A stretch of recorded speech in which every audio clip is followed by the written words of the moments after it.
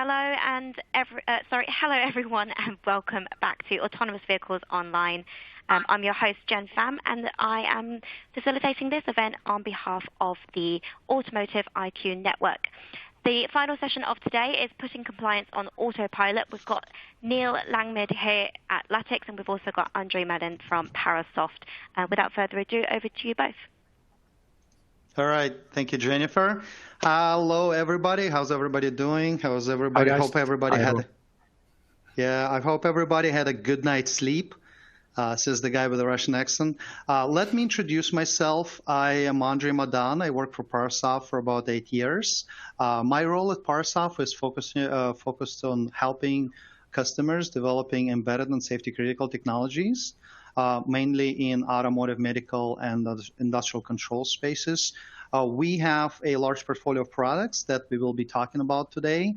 But before giving over to Neil, I want to mention that I also have been a firmware developer for 10 years, developing safety critical firmware components for embedded devices and implantable pacemakers and defibrillators. So my expertise is in the embedded and safety critical for C and C++ development. With that, I'm going to turn it over to Neil to introduce himself. Hi, everyone. My name is Neil Langmead. I'm with Lattix. Similar to Andre, my background is in embedded systems, particularly in software testing. So testing safety critical systems for C and C++ primarily in the regulated industries, so avionics, medical devices, and automotive, working with functional safety standards like ISO 26262. And I have a strong interest in software architecture and the role that architecture has to play in improving both software builds and test cycles. Yep. Thanks, Neil. So today will be an interactive session, mostly between me and Neil, because most of you are on mute anyway. But before we jump into the meat of the presentation, I want to let you know what will you learn out of this 45 minutes of us spending time together. What can you get out of the presentation? You will learn about some of the aspects of the ISO 26262 requirements, specifically Part 6, which has to do with software components. You will learn about relevant Parasoft offerings in that space. How can we fulfill those requirements using static and dynamic analysis? Also, you will learn about a unique approach of Lattix to address some of the architectural requirements of the ISO 26262. And since that's a joint presentation between us both, you will learn how our technologies complement each other. And then you will, the chair in the top there, it will be a demo from Neil, who will show you the end-to-end workflow, the end-to-end demonstration, which will tie in all the pieces together. So the compliance, so in this presentation, you'll learn how to actually put what are the pieces that you need to put on Autopilot. That's the first piece of the presentation. And then how to put those pieces together in a robust CI/CD workflow. Okay. All right. Parasoft is actually one of the important things about Parasoft. We've been many years on the market, but we are laser focused on testing tools. We are part of the MISRA committee, which allows us to look a little forward and figure out what are the requirements from both our customers and from the committee members that will be introduced, a year from now, 2 years from now, in terms of C and C++ test compliance standards. Okay.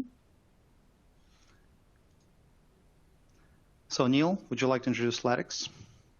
Yep. So Lattix is based in Boston, headquartered in Boston, Massachusetts. We have a network of distributors and agents across the world, in Europe and Asia. And we are both a products and services company. So we have the Lattix product, which helps to visualize the software architecture of a system and offers up opportunities to restructure and refactor a complex architecture. And we also offer services to, for example, improve the software architecture and the build topology. So if you have any issues with your software builds, refactoring those builds, improving the build speeds, improving the reliability, first of all, we would apply the Lattix product to analyze the software architecture and then look at how to componentize those builds, for example. We also provide a lot of help for functional safety projects, helping to achieve ISO 26262 compliance, for example, for the automotive industry. Specifically, we have a solution that you'll see today that addresses data and control flow analysis and data and control flow coupling. Our services also provides compliance and functional safety expertise together with DevOps automation. So Andre was talking there about the things that you might need to do for certification and compliance. How do you put all those things together and automate those activities, for example, in continuous integration, in a DevOps pipeline, in the Git way of working? So that's what you're going to see shortly. I should also say we have many supported languages and technologies in the Lattix product. You'll see our support for C and C++ today. Also supported is .NET and C#, JavaScript, Java, Python, UML and SysML, Fortran, and Ada are also supported, together with the Oracle module as well. All right. Shall I advance? All right. I think this slide is also. There we go. So one of the challenges that the automotive industry faces if they're building with AutoZAR is an extremely complicated architecture comprised of many moving pieces that are frequently developed and are frequently changing. It's a very layered architecture, and there's a governance that needs to be applied to AutoZAR to make sure, for example, we're not violating the AutoZAR guidelines and principles, and that we retain safety and security within anything we develop and build or integrate to the AutoZAR platform. So we're going to be showing you how to manage such complexity and layering in a simple example, setting up rules and policies that would manage this architecture and ensure that whatever you develop and build on top of the AutoZAR platform is safe and compliant to all of the standards. Mm-hmm. Yeah, so Neil, we talked about also some of the anecdotal or not very anecdotal stories from the field where when people start looking at how do they actually apply the compliance story to all of those components. Many people don't realize that not all the components, not all the software components are created equal. Some of them are, more let's say, critical to the system performance, overall safety. Maybe it's a brake sensor, or maybe it's an airbag deployment sensor and controller there. And some of them are less critical. So even though the automotive system is very complex, right, and then extremely connected,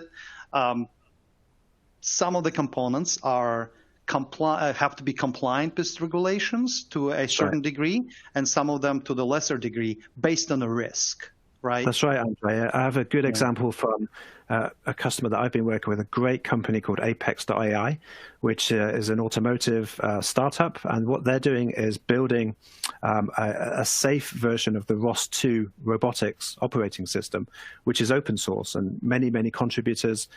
Some of those contributors have contributed core components, others ancillary components. And so the safety levels of those components are different. And the criticality of the data that those components exchange has to be taken into account. So a rigorous and detailed safety analysis of something like ROS2, a platform that's commonly used in automotive, but it has to be made safe and proved to be deterministic, for example. So some of the things that you'll see here have arisen from that work, where the compliance challenge was, well, how do we take software of unknown governance and quality and make that robust and strengthen it and produce something that's safe and certifiable? And that's what Apex.ai are doing and achieving great success with the application of these ideas. Yes, thank you, Neil. Thanks. That actually brings us to the next slide here. Is we mentioned compliance several times. We mentioned ISO 26262 several times. We mentioned AutoZAR. And we are assuming that the audience here is already familiar with some of the terms. So let's just maybe brush off a little bit of a recap of what those standards are, the ones that we'll be mentioning and referring to in this webinar. So the ISO 26262 is a functional safety standard. Part 6 has to do with software. So it's a functional safety standard specifically applicable for automotive equipment development. Now, within that standard, different components have different level of risk, and that's being reflected in the ASIL level, right? So the ASIL level, the higher the letter, the higher the complexity or risk associated with that component. So the ASIL level D is more stringent than the ASIL level, let's say, B. There are also a couple of other standards that we will be highlighting today. AutoZAR coding standard. So there's an AutoZAR architecture, and there is an AutoZAR coding standard. AutoZAR coding standard has been developed for C++ mainly. It's C++, AutoZAR coding standard C++14. That's kind of the full name. Where MISRA C++ 2008 was the last revision of the MISRA standard for C++. And since then, there were a lot of additions to a C++ standard, C++ 14, C++ 17, C++ 20. Now there's other standards that are being developed. So the AutoZAR C++ 14 addresses a lot of the modern additions to the C++ language. There's also MISRA C 2012. It's a coding standard for C that we recommend to be used for C development, or at least a starting point for C development. There's also a couple of coding standards that are addressing security aspects. So, for example, they were developed, the CERT and CERT C++ standards, CERT C and CERT C++ standards were developed by a Carnegie Mellon Institute. So they were addressing cybersecurity. However, so I want to say that all of those standards are developed because naturally C and C++ languages have a lot of undefined and unspecified behavior. So there has to be some sort of a constraint applied to the language that will make coding more safe, that will make overall system more safe, right? So with that, I hope that everybody understands some of the things that we'll be mentioning in this webinar. But now let's dive a little deeper. So when Neil and I were dividing the slides, I'm like, Neil, which slides do you want? He's like, I want the fun slides. And I said, okay, I'll take the boring ones. That's basically what it is. I got the boring slides. So the guy with the Russian accent lost in this particular case, and then the guy with the British accent won. So continuing with the boring slides, let's dive a little deeper with ISO 26262 requirements. It has tables. So for example, on the slide here, you see some of the tables that are specifying what exactly is required for you to specify in terms of architecture. So they present you with the architectural problem. And in order for you to start addressing that architectural problem described in those tables, you need to ask yourself a question. How do you actually visualize your architecture? How do you describe your architecture in a way that is specific and in a way that can be applied in automation workflow? Because the topic of today's talk is not how to solve the problem, it's how to actually put it on the autopilot. So how would you automate the practices that we're talking about right now? Okay. So that was the first thing. The second thing is we've been talking about software implementation. So just adjust my camera here. We're talking about software implementation principles here. So some of the things that can be automated, and they can be automated with static analysis. So not only they can be automated with static analysis, but they also can be put into the CI/CD workflow with Jenkins or with the GitLab pipelines. Right, so we will be demonstrating some of those principles to you today. So what we're doing right now, we're basically mapping the principles that are described in the ISO 26262 tables to some of the concrete practices that we can automate.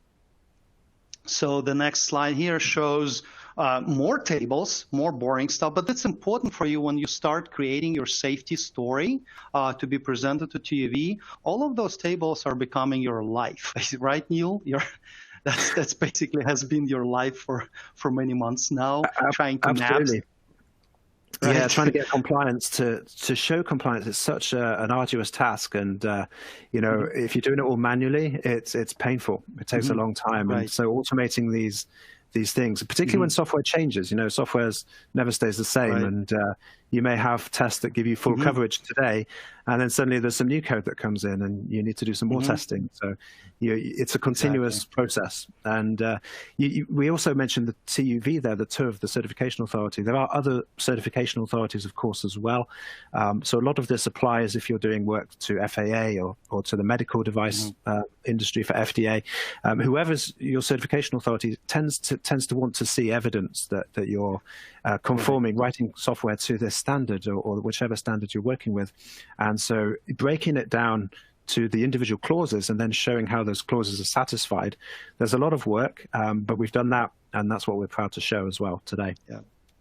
Yep. So the table 7, table 9, table 8, they're all specifying what do you need to do in terms of software unit verification. And kind of bring a very concrete example is unit testing is a practice of showing that your software unit has been verified. How do you show that your unit testing addresses all of those requirements from ISO 262? How do you show the code coverage that is required and spelled out in that standard? As an example here, one of the most difficult code coverage metrics that Parasoft helps collect is MCDC, Modified Condition Decision Coverage. How do you collect something like that for the ACLD components? And then not only that, but also put it in the Autopilot. Basically, how do you instrument and collect it on every build and display it in a meaningful manner? And on also, the how do you trace traceability? Yeah, exactly. Exactly. So how do you trace your to all or to Polarian, Codebeamer, or whatnot. And some of the methods of unit verification now can be traced to static analysis as well. So that's also should be those data points should also be combined and taken into account. All right, that brings us to C++ test, which is the product from Parasoft. It's a unified testing tool. It has a couple of components there. Static analysis is we have full support for MISRA, AutoSAR, CERT, GSF, and many other CWE and many other standards that are important for safety critical development. It offers both bug detection and bug prevention. What is it, right? We're able to find real issues like null pointer exceptions and buffer overruns. We're also able to display some metrics. I'll show you some of that in my quick demo today.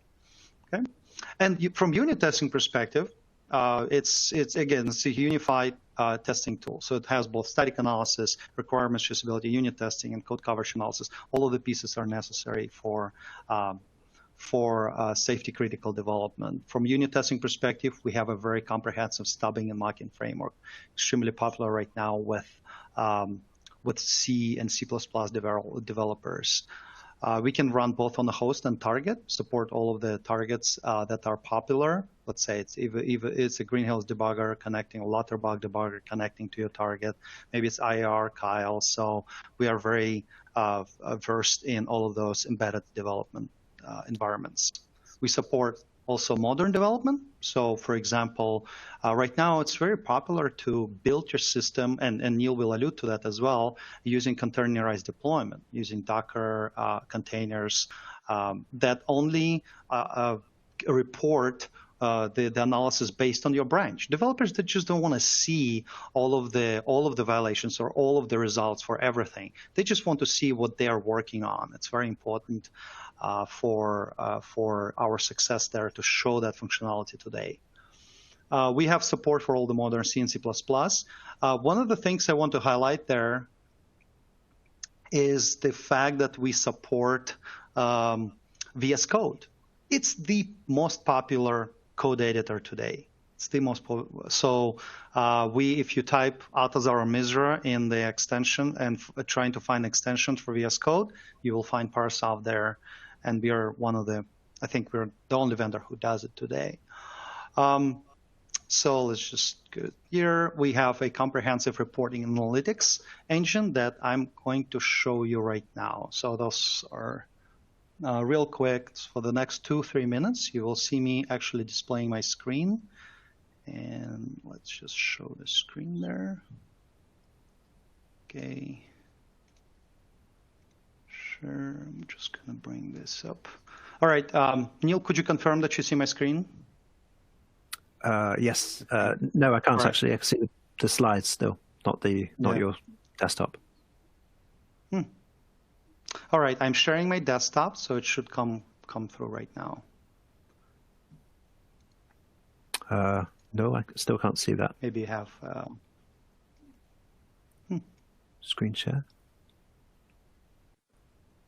All right, I do. All right, so I have a confirmation that we see it. All right, perfect. Okay, got it. Now, all right, so real quick, we have after we implement all of the technologies, people can create and run unit tests on target. They integrate static analysis. They can collect, let's say, compliance, complexity metrics. All of that can be aggregated into the dashboards. And advanced dashboards, they're here to show you not only your compliance status with, let's say, an AutoZar. Okay, so that's the dashboard that shows you compliance status with AutoZar, or even CERT C and C++. But also we can aggregate the data from various data points to show you more information than just static analysis. So for example, measure compliance is here. We're going to dive into that, but it also shows you the code coverage results, the unit test results, and even the Lattix DSM that Neil will be diving in to show you how it works. So if you want to know why am I not compliant with some of the mandatory guidelines, you can just click there and it will give you a compliance report for your measure guidelines. And then you see, oh, I have number of directives, there are measure directives that I'm not compliant with. And I can see the code just in a couple of clicks. I can clearly see the code that some of the TR is checked all after dereferencing. So I can see why, and it gives me a really nice explanation of where it was dereferenced and why it might potentially be null. From there, I can either open item in Jira, I can suppress it, I can put priorities. So now I can manage my workflow from those dashboards. Okay, and they're all configurable, so you can change them around, right? You can move them, and then you can drill into a violation that is interesting for you, and you can download the PDF to submit to your auditors. Okay, so the PDF is downloading, and I can quickly show you that PDF, the compliance report PDF. Okay, that compliance categorization has been introduced by MISR 2016, Guidelines Enforcement Plan, Guidelines Recategorization Plan, and Deviation Report. They're all there. Okay, so with that, I think I just showed you a couple of things here, but the main demo will come from Neil. I'll stop sharing my screen, and we'll turn it over to you, Neil. Okay? Thanks, Andre. You need to share your screen, I guess. Yep. Can everyone see my screen? I think you can't see it in presenter mode, Andre, but hopefully the delegates can. Can someone confirm? Right. I think I see it, I think. So we good. Yes, we can see it. Awesome. So yeah, let me give you an example firstly of architecture and just describe kind of a couple of problems that arise when you're specifying an architecture. For this example, I use something that's open source. It's called ISO Gitlab, and it's referenced in a few academic papers. It's a good example. It's also used in a lot of open source projects. I have an echo. Okay, that's gone. So you can see it's a layered architecture. There's something called hardware at the bottom. There's directions of travel from dependencies from the BIOS and the runtime operating system. There's something called an abstraction layer, which APIs pass through to the driver extension layer. And then sitting at the top of this architecture is something called communication. And if you look at the language, some modules are optional here. They may or may not be there. Some parts of the system, like the system network management and data processing, are mandatory. So they will always be there. So intuitively, when you see something like this, there should be dependencies or expected between mandatory parts of the system, but you wouldn't expect to see optional components depending on each other. And so this architecture expresses, as I say, in a few academic papers as well, where there's network management and data layer, and then these optional modules and layers. What often happens, though, is you specify an architecture very early in a project, and you get a diagram like this. Maybe you have one as well. Maybe you guys, Andre, at Parasoft also have an architecture specifying how the product should be designed. But then what happens is that the software develops and the code develops, and nobody kind of updates the architecture, and often this becomes out of date. In fact, this picture of ISO Gitlab hasn't changed in a number of years, but the code has. So the question then is, well, what does the current architecture look like? What does my software look like? And how does it differ from this picture that you're seeing? If it's completely different, how can we set up rules to enforce our architecture and make sure that our system does look like how we intend? Because some of those standards that Andre was talking about there, like the ISO 26262, talks about being able to demonstrate an appropriate hierarchical structure, for example, for ASIL D. What is that hierarchical structure? Well, we visualize the code in something called a DSM, a dependency structure matrix. We'll show you how the software is structured, how it's layered, and the dependencies between parts of the systems. And that has a direct link to the compliance tables that we've been looking at. So without further ado, let me jump into Lattix and show you what a dependency structure matrix looks like, a DSM. And so the first thing we see is a matrix with some nice colors and some boxes and lots of numbers in those boxes.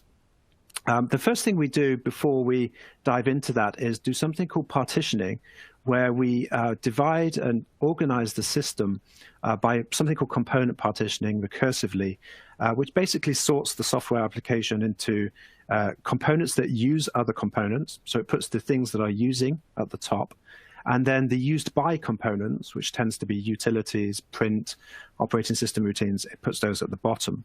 And so this is going to reveal to us the ordering of this system. And it's restructured to put those things that are always used. So we read across the row here to see what a component is used by. So for example, virtual terminal client is using utils 79 times. And you could read it the other way. Utils is used by virtual terminal client 79 times. And we read down the column as to see what a component is using. So here we see network management is using the hardware abstraction layer 5 times. So you'll see this component called util isn't actually reflected anywhere in this diagram, firstly. You can also see components such as the network management, which was described as the core mandatory module, has it's used by lots of things, but it's also using lots of things below it and above it. So this is kind of what we call a change propagator. If we change this layer, it has a particular volatility because of the consequences and the impact that changing that would have. Generally, you want most relationships to be below the diagonal. That means things above are only using things below. And so that means that the relationships above the diagonal could be of concern. So for example, you have a relationship from driver to the top part of the COM component. And you can actually see those two usages here in the usage panel. Sometimes the tool will give you some hints to remove those dependencies. And so if I took that hint to move these two dependencies down to the provider of these two dependencies, then watch that number 2 here. You'll see that it disappears. So I successfully decoupled driver from the top part of COM. Decoupling is good. If you think about the battleship, the first versions of the US battleships, they had the gun could only point forwards in the same direction that the boat was traveling. And then someone had the great bright idea of decoupling the turret so that it could spin around independent of the direction of the boat. Independence of subsystems is good. It's a good design principle in software. And modularity, microservices architectures, they would be easy to be enforced using this kind of approach where you're using a DSM, dependency structure matrix, to manage those dependencies. So everything that you do to refactor is actually tracked inside the tool to move the subsystems. I'm going to show you a couple of features that would just kind of help you with the compliance activities. First of all, we saw that there were some optional modules in that COM layer sitting above data link and network management. We could actually create rules that say these should be independent subsystems to try and preserve that independence and the modularity that we've been talking about. Straight away, you can see some violations now in the red. So we said these should be independent, but these two systems are coupled. And we could look at refactoring those and seeing what those couplings are through the analysis provided on the information pane here, which shows you exactly what the dependency is between these components and indeed the line of code that creates that dependency. In this case, it's an include relationship. Some other things we could do once we were happy with this top-level layering, we could create layering rules that, for example, would stop utils using anything above in the system, which is usually a desired relationship. We want to lock down the architecture. We could also lock down individual methods. So if we went to this utility functions, for example, it has a bunch of private methods. We could actually say, well, these methods should never be called outside of this module. So I'm going to set a cannot use rule here to make sure that that cannot be used from outside the module. And so in doing that, we can actually preserve the safety, not just the safety, but also the security of our APIs as we go forward. So the question is, what happens if I make a change to a function? Firstly, I can do an impact analysis. I could mark a component as changed. This component is used by quite a lot of things above it.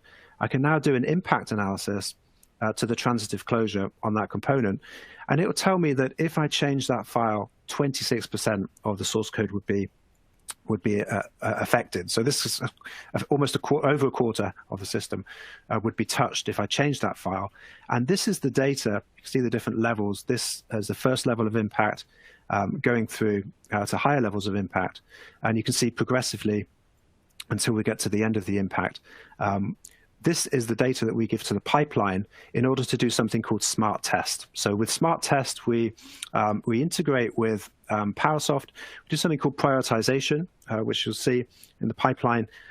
It basically tells us which are the most important modules and which, if there was a bug, would have the greatest impact on the system using the test results and the coverage data coming from C++ test. So what I'm going to do is I'm going to go and now I'm going to break a function here. I'm going to introduce some new code into utilfuncs.cpp down in this utils layer.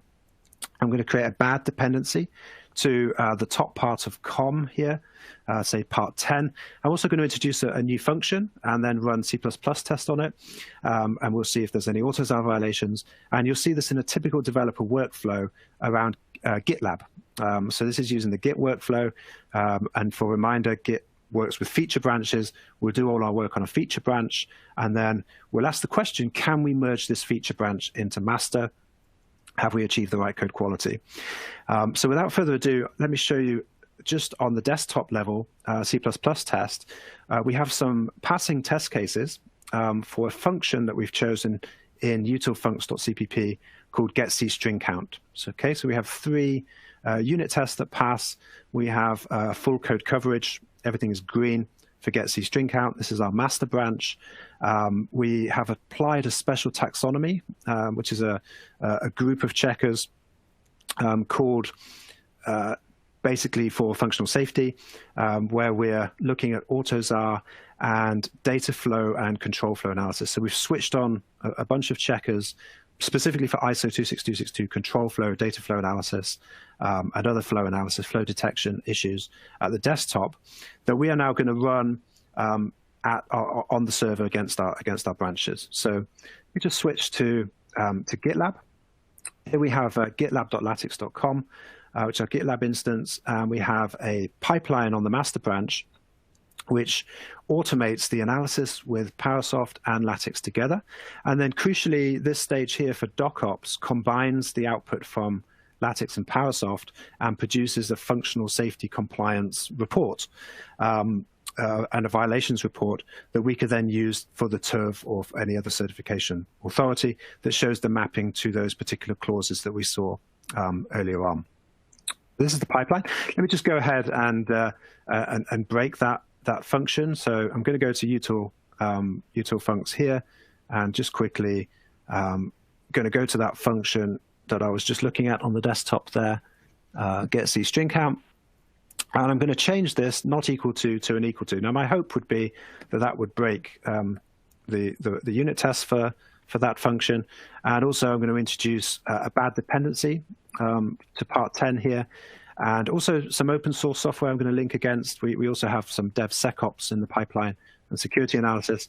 And then we have our new func full of potentially some violations that we don't know about for automotive IQ.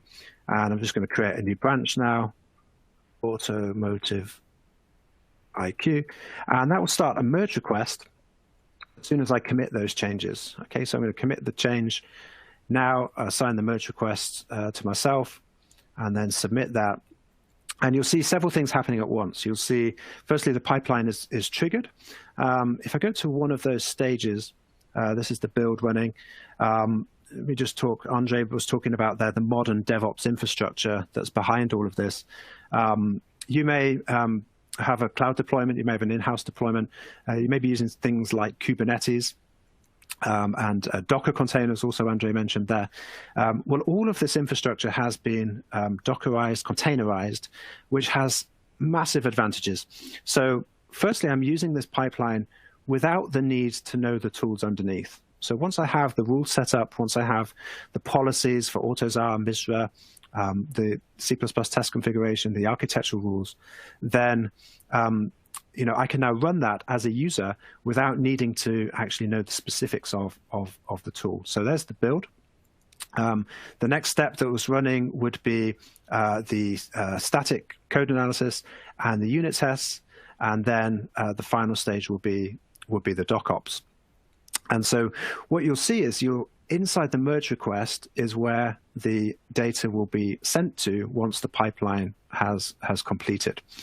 So you can see, if I show you there's a GitLab CI file, which controls the pipeline invocation. It automates the steps of building, testing, architectural analysis, consolidation of the results, using images that are in the cloud, in our cloud, and those Dockerized containers we were talking about. I must say both Parasoft and Lattix have very DevOps-friendly licensing. So traditionally, it's I think tools locked to particular servers and host IDs and things like that. There's a much more flexible approach that's been adopted in that this will run on scalable architecture that is built up and then used and then torn down again. So that's been taken into account, and these containers now run with the right tooling and licensing already set up. And so once the jobs are finished, we will use the command line versions of Lattix to check for new rule violations, to check for new dependency issues, new static analysis issues. And then we'll also produce a heat map, which shows where in the architecture these issues are. And then DocOps is a documentation stage that produces from the APIs of both tools. It combines the results into one consolidated report. So that's kind of how that governs. It doesn't just work in GitLab. This also works with Jenkins. So for those users who are using Jenkins, there's a groovy scripting that Jenkins used to orchestrate and manage pipelines, and that is actually fully possible to use this with Jenkins, or indeed any other Git-based system, the most popular being things like GitHub and BitBucket from Atlassian. So you'll see that the merge request is automatically being created. This was opened 3 minutes ago, and the pipeline is doing its work. Some of those stages of the pipeline are done in parallel. So if I go back to the DSM, you can see, for example, we now know that these components should be independent, and in this system, they are independent. There's no dependencies between these data points. So that means we can do something called smart build. We could actually tell our build system that these components can be built independently of one another.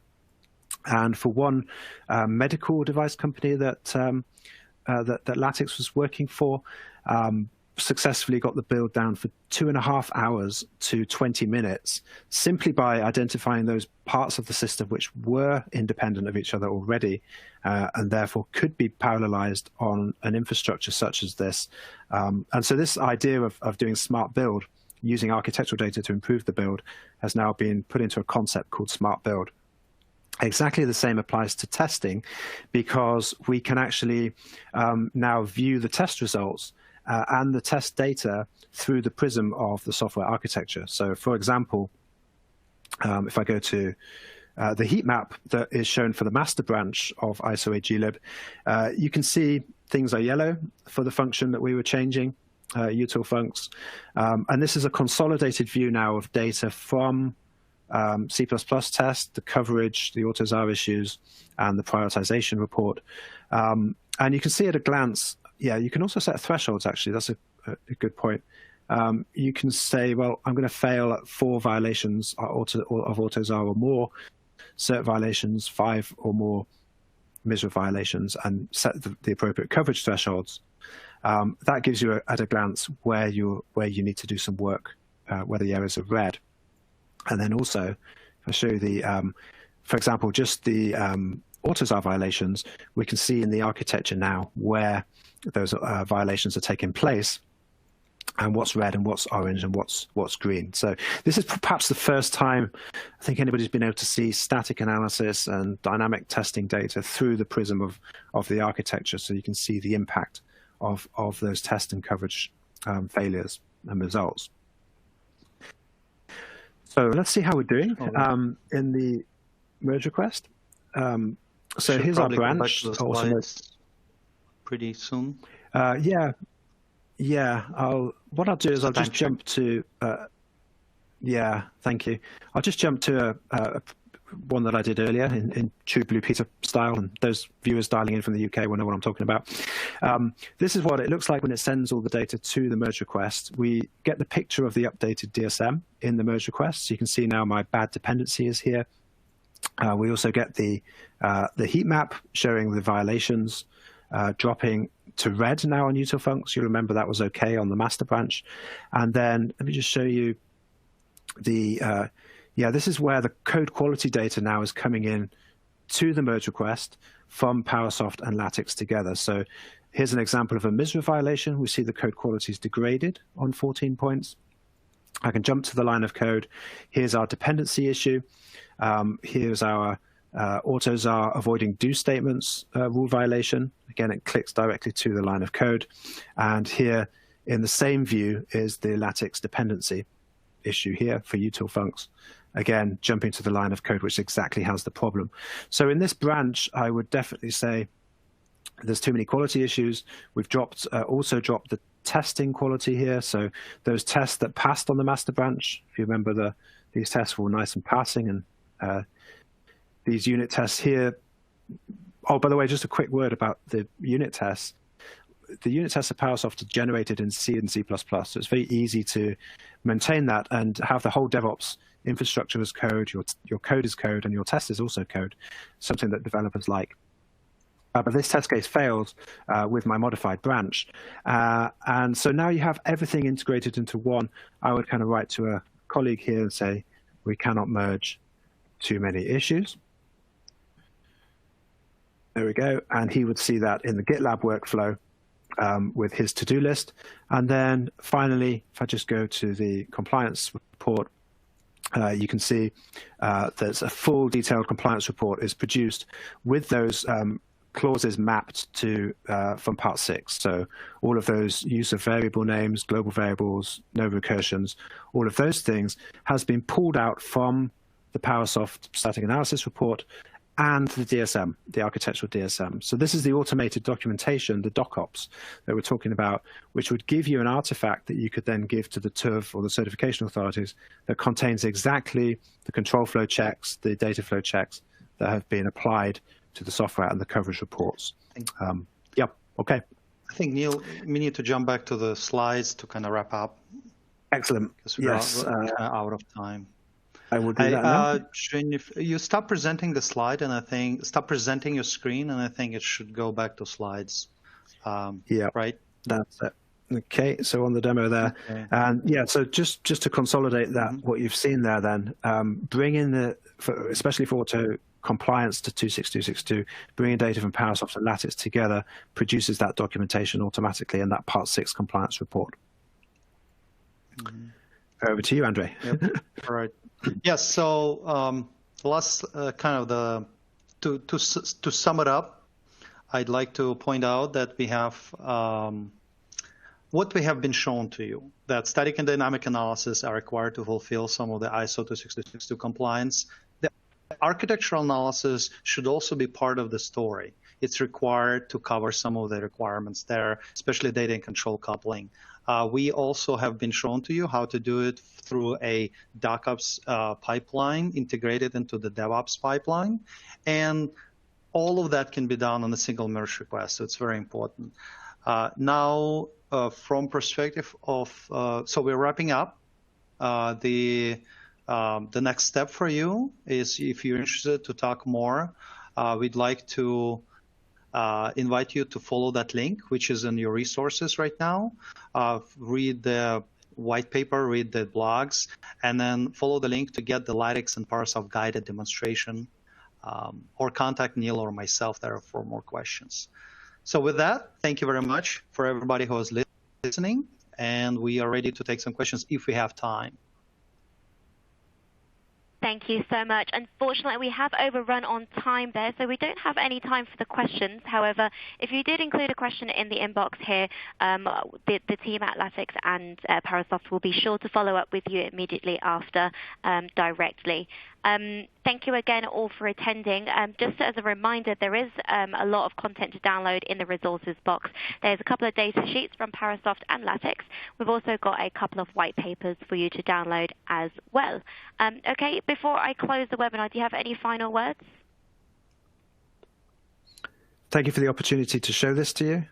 We're really proud of this work and the partnership between Lattix and Parasoft. And if you have any questions, we will answer those questions offline. So keep them coming, and thanks again for your interest. Yep. Thank you very much. Absolutely. Thank you so much all for attending. That concludes the event for today, and we'll be kicking off again tomorrow at 9 a.m. Eastern Time with a presentation with Volvo Car Operation, and followed by another presentation from Zensi Act. I'll see you all again tomorrow. Goodbye for now. Thank you. Bye-bye. Thank you.